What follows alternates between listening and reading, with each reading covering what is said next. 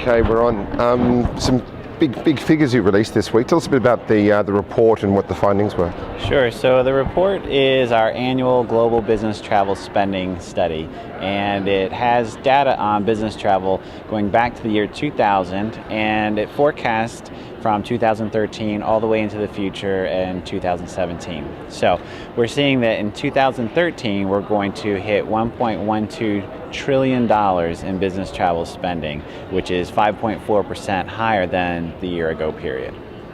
And what's the forecast? Next few years all looks pretty rosy as well by the sound of it. Yes, we're seeing an improving picture over the coming years. The overall trend for the global growth is around 7% or so if you look at the last 10 to 12 years, and we're a bit below that right now because of the difficulties we're having in Europe.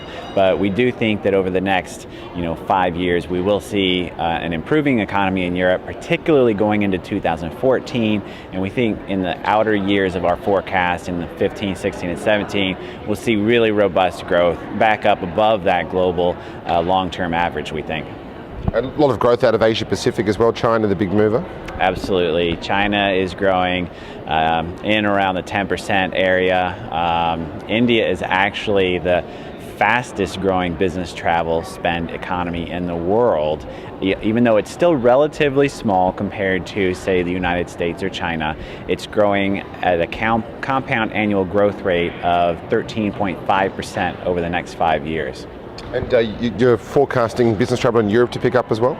Yes, it's obviously very sluggish right now, but we do anticipate that in 14, 15, and 16, and in those years, we'll see a resumption of business travel growth, and that's really going to help the overall global economy because so much of travel these days is bound to the international trade and export markets.